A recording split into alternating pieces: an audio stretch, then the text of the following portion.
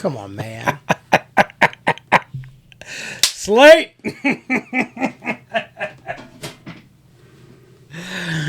All right, let's do this again. Take two.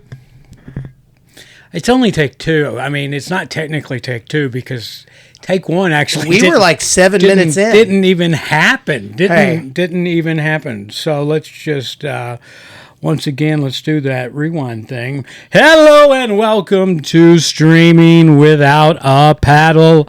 I'm Andrew. And I'm Ted. This week, Ted and I, we took on the Apple TV original feature, Echo Valley, 1 hour, 43 minutes, starring Sydney Sweeney, Julianne Moore, Domhnall Gleeson, and Fiona Shaw. The rest of them are not in it very much. Right. And I was telling Ted in take one, or we were discussing the actual roles. You know, Julianne, this is a Julianne Moore vehicle. She's in 95% of it. I can't think but a handful of scenes she's not in. And I said that to Ted verbatim the first time we did this. So I don't want you people to miss out there on the good one lines that I have. Because they're far and few between. I admit it. That was a good line. It was a good line. That was, I mean. You killed it. So, but I saved it. I looked at the meters and all that stuff right before Ted was going to break this bad boy down for us. So, Ted?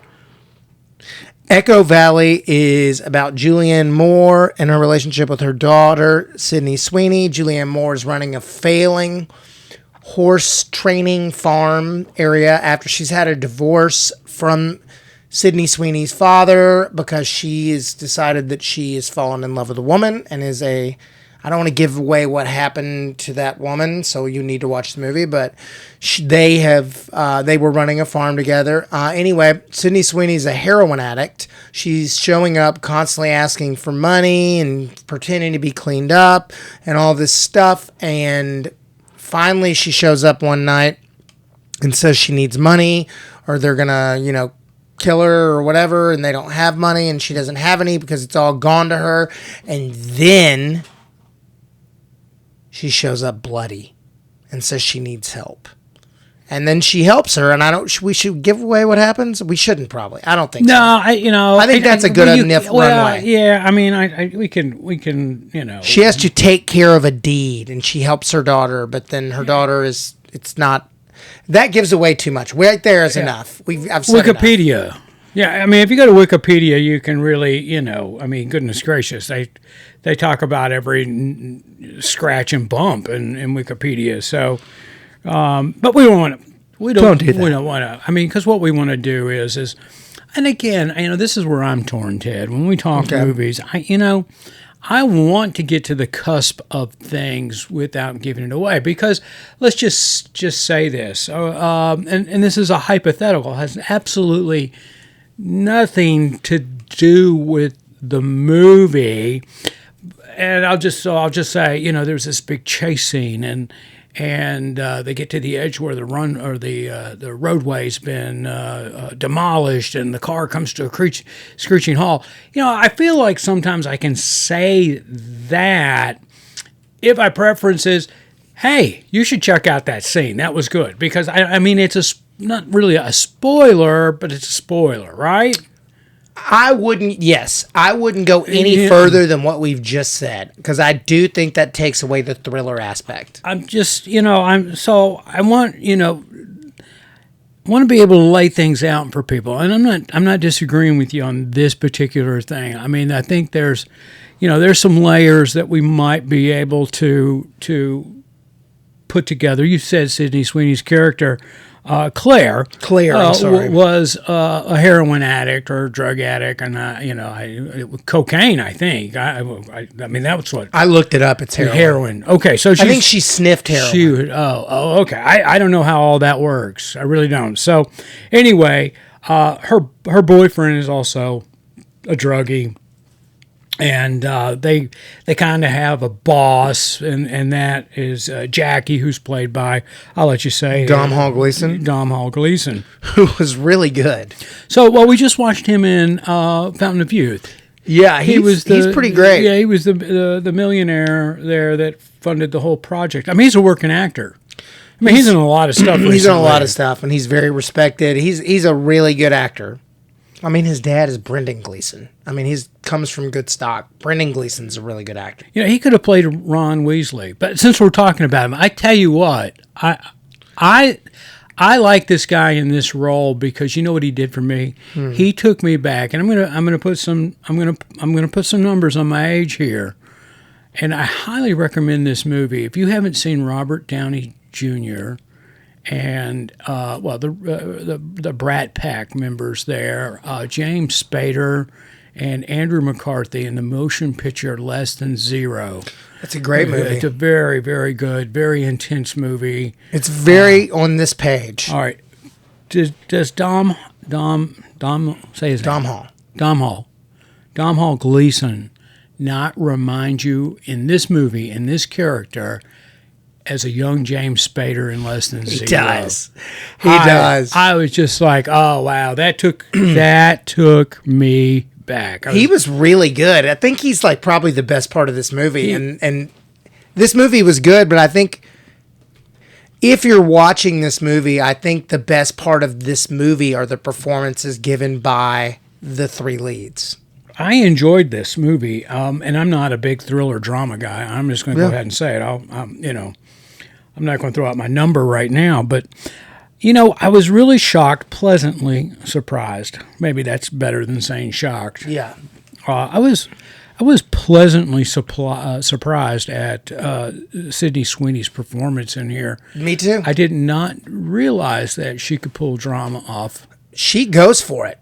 And I know we think she's funny and she does the horror thing she's done, but this is like a hardcore emotional drama. Yeah. And she goes for it and she kills it. Well, she's kind of known for I want to say known for. I mean, she's very popular for playing the cute girl, who's bubbly and that kind of thing. Anyone but you. It's a great movie. We really enjoyed it with Glenn Powell and I didn't follow a lot of her stuff before, and I wasn't on that. Again, she's just been working like crazy lately. So this was kind of a surprise to me. I'm sure she's played dramatic roles before. Yeah. I mean, Madam Web. I remember her in it, but she played kind of a. She was in Madam Web. Yeah, she was one of the girls there. The three girls with the Powers, Dakotas. Yeah, and she played the cute little girl thing in that. I saw her in that. I didn't see her in Immaculate. I saw her in Anyone But You. I saw her in White Lotus. I didn't see it in Euphoria. White Lotus. Where was she in White Lotus? Which one? The first season. Oh, yeah, but she still played kind of the... Yeah. All right, I'm with you. So anyway, I'm just gonna get back to it. I was really impressed of how she portrayed Claire's character, and I'll be honest with you, I think I'd rather see her in a drama or playing a dramatic role than playing a cutesy little girl kind of thing, girlfriend. Yeah. So anyway, and Julianne Moore always brings it. Never ever bad, ever in her life. Just amazing. I mean, I think all the performances in this movie were great. And again, I want our listeners to know or be reminded, this kind of stuff, this is a real thriller. I mean, this was to me scarier than most of the horror movies we've seen lately. Especially lately, yeah. I mean, it was that intense. There's a scene where she's strung out and she comes in, and I'm only going to mention this because Andrew's a massive cat person. I'm a massive dog person. We both help rescues. We both do the thing. Yeah. When she comes in and she's asking for money and freaking out and she's strung out with her boyfriend and she goes, "Get the dog!" And I was like, I'm about to hate this movie. And then Julianne Moore, because she's trying to steal the dog to use as ransom. By the way, the dog loves her. And Julianne Moore comes out and lays on top of the dog and will not. And I was just like, man, Yeah. Sydney Sweeney, you're going for it, and I kind of hate you. It was well written. Yeah. There's no question. This was well thought out. This was well mapped out. Everything made sense. Here's the thing I didn't like about this movie, and I'm not saying that I didn't like it. I just I thought it was kind of a waste at the end. I think that proportionately, I would have liked to have seen more story after the climax moment in the film when Jackie comes, just, and I'm just spitballing this to Ted here to let him understand where I think the climax of this movie was when Jackie came back to the farm. Yeah, that's the climax. I mean, okay, I'm just making sure. The climax is what happens, but if you say any more, you've literally given away the whole reason to watch the movie. I'm not going to say any more about it per se, but I'm saying that from that point to the end of the movie, it was just like 15, 20 minutes. Mm-hmm. I could have used 30 more minutes of storytelling on that because I thought that was really well done. I mean, and I wanted to see more of it, as opposed to, and again, I thought this movie was good. I'm not saying that this was bad, but they really hammered home the point, and it was like, okay, I get it. Okay, I get it. She's a drug addict and she's using her mom. I get it. I mean, you don't have to keep pulling the same scenario in different scenes over. They did have 3 scenes of that exact thing happening. Yeah, I got it. I got it the first time, and you know why I got it the first time is because she went to her ex-husband looking for some money. And had really nothing to do with the daughter, but it came out as, the ex-husband, you got to stop coddling her. You got to let her go. By the way, Kyle MacLachlan killed it in his one scene. Fantastic. Killed it. Fantastic job there. Old gray-haired Kyle MacLachlan is just great. Yeah. And so I got it. I mean, he said it. Claire shows up the first time after he has said that. And she reinforced what he said, and I didn't need the 2 more visits from Claire to hammer home that she's manipulating her mom. I got it. I spend more time on the other side of the climax, or where the real thinking game began. The only thing I think about this, and I did enjoy it, and I'm going to give it a good score, but I think we're going to say the same thing. It feels like it was like overwritten a bit. Before the climax, it was. Yeah. And the climax is great, but God, that scene where he looks at her and he goes, man, God, I just feel sorry for you people because your daughter, like, he's a drug dealer, and he's like, right. I feel sorry for you because your daughter is just a screw up. Like, that's all there is to it, and all you people do. And I was just like, that scene right there, his acting and the way that was written, I was like, oh, that's okay. And that's what took me right to Less Than Zero, because that was classic Spader. Yeah. In that movie. I mean, that was great. And here's the thing is, I was waiting for her to say, and she doesn't say it, so I'm not going to, and you're much better. You're a drug dealer. But not using his own stash. Right. I mean, it's like, okay, apples and oranges. Let's be honest. In Less Than Zero, Spader was the bad guy. Yeah, in general, you notice something, drug addicts. In general, the drug dealers don't do the drugs. Yeah. And once they do, that's where everything falls apart.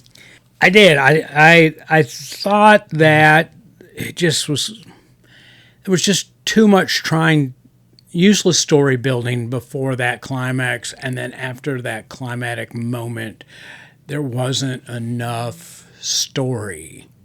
I mean, there's a pretty big chunk right there. Well, I mean, it could have really been, because they ended up having to use some flashback, and I wonder if they shot those scenes and then realized it didn't work and added some stuff. Or just said, we're at. the editor said, we're at a minute, we're at 1 hour and 20 minutes into this movie, and we're just now introducing this climax. I don't think it tied up the Sydney Sweeney storyline at all. Yeah, no. You know what I mean? It just stopped talking about her. It was like, yeah, she sucks. Okay. She does, not her. She, great actress in this. She was wonderful.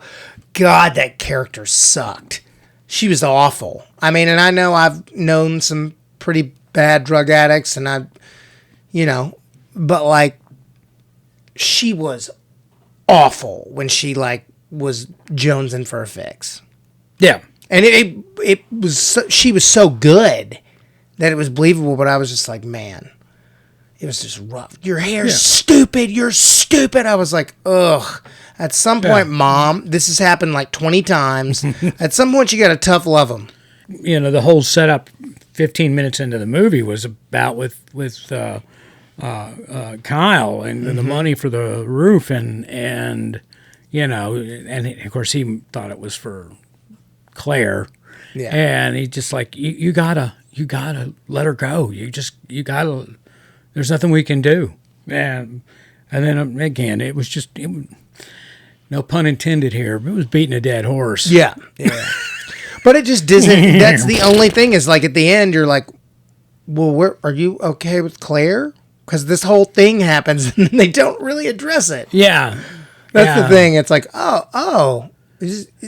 okay.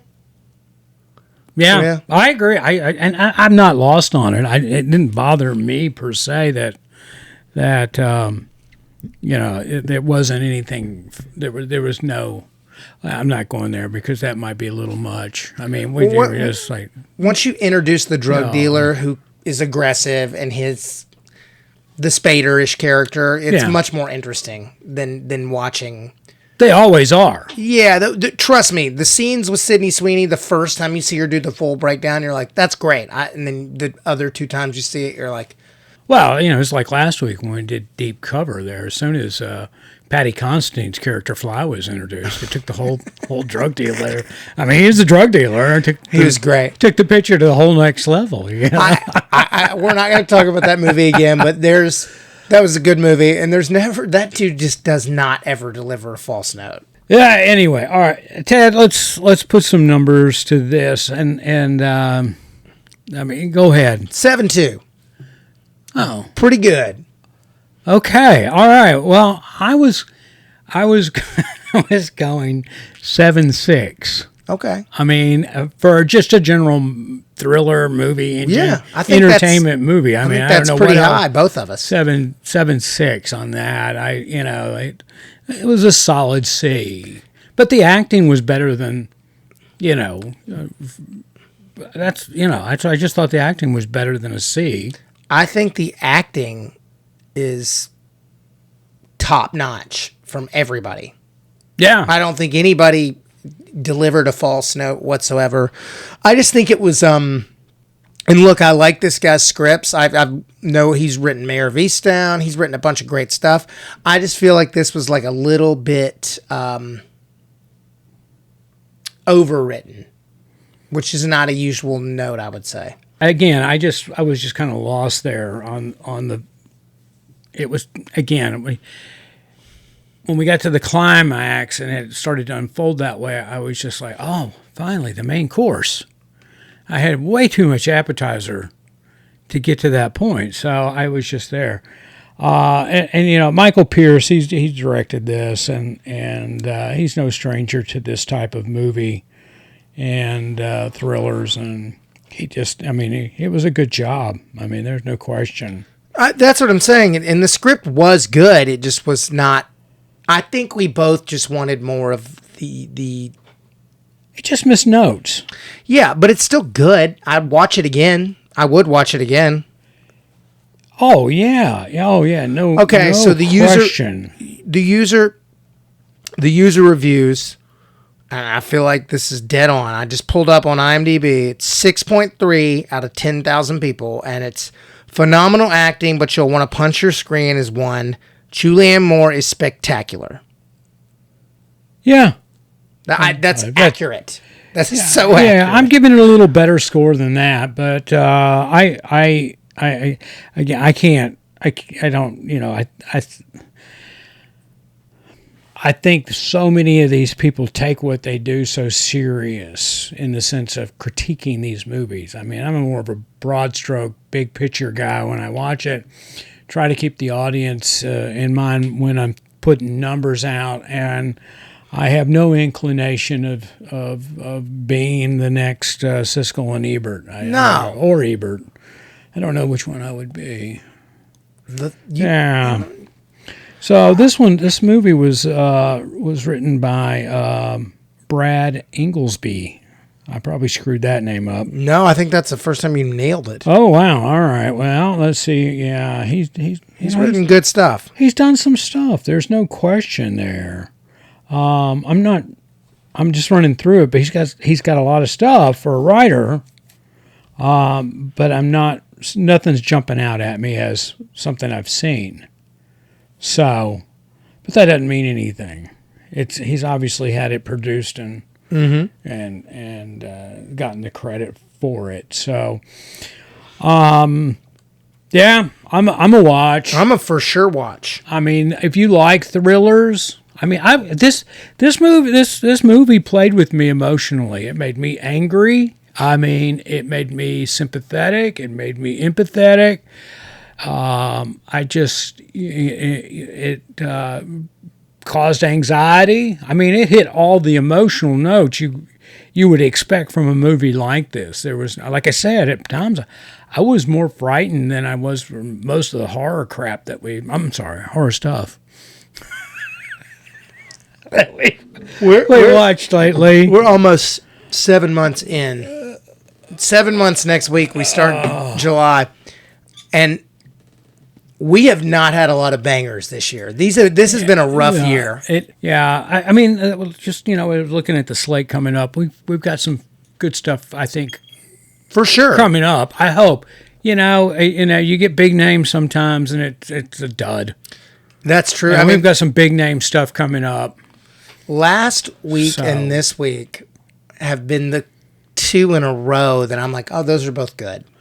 Well, let's see. Last week was Deep Cover. I liked that. The week before that, I think it was Fountain of Youth. All three of those so far. We're on a good run. The first 2.5 months of the year was dog crap. Well, actually, I'm trying to remember. We had Bad Thoughts in there somewhere, and that was a awful special at Tom Segura. Yeah, thing. Yeah, with crapped in my pants. So, like that joke, like 5 times. Oh my God! I have explosive diarrhea. And I'm blah, blah, blah. I mean, it's just every joke. But when it comes to drama, you should all watch this movie. It's great. Yes, it's again, it's a thriller, and it's nonstop thriller from the get go. I mean, it's not a spoiler because it's nothing, but it opens up with her laying in bed and water dripping on her head. Yeah. And I was like, oh, crap. I mean, what's going to happen? I mean, it was shot that way. I was like, okay, here it comes. It also had to be very drip, not enjoyable for Julianne Moore to shoot this. She must have been miserable, because she's just going through it the whole time. Yeah, and you know what? I'm just going to pull it up here. I think that, what was Rotten Tomatoes on this? Did we see something there? Did we get a Rotten Tomatoes? 51. Oh, that's... Let's see here. Let's break it down. Rotten Tomatoes. See the popcorn meter, the average 250 reviews. Popcorn meter was 49%, and the critics gave it a 51. I disagree with that wholeheartedly. I guess these people. I don't know. I mean, I can understand that. You know why, Ted? Why? It's because this is not my jam. And I don't think this type of movie would be a lot of people's jam.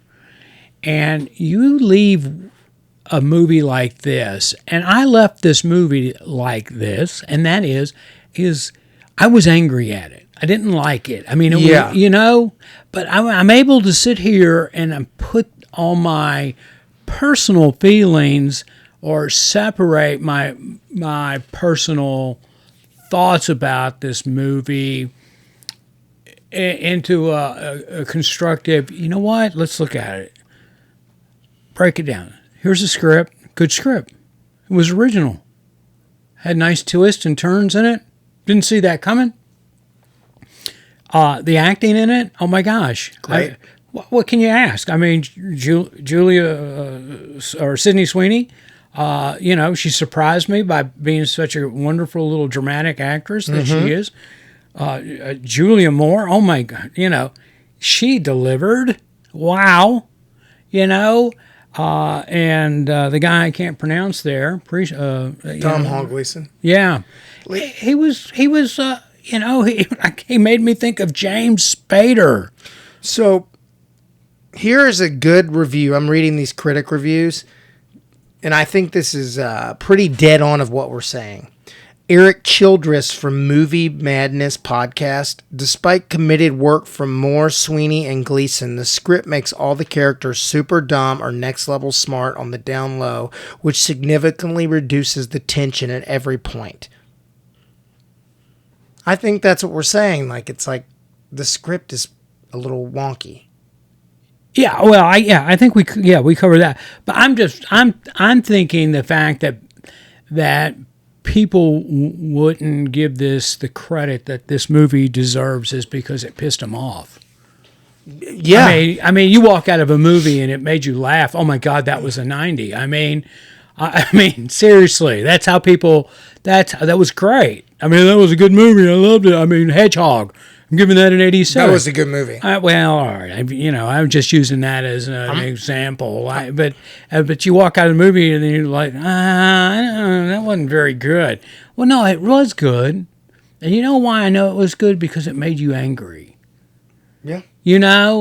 I hate to tell people that anger and anxiety and empathy and sympathy, those are all emotions just like happy. You can't just give something that makes you happy a good score. This was a quality movie. This was a quality movie. I agree with you.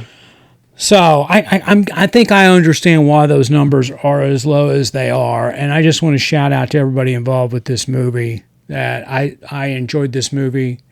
I gave it a 7.6. I think it deserved a 7.6 across the board, despite what anybody else might say. I pointed out the low point, and then again, it wasn't bad. It's just that if it was me, I would have not beaten the horse with trying to establish the fact that Claire is taking advantage of her mom. We got it. Mm-hmm. Move on.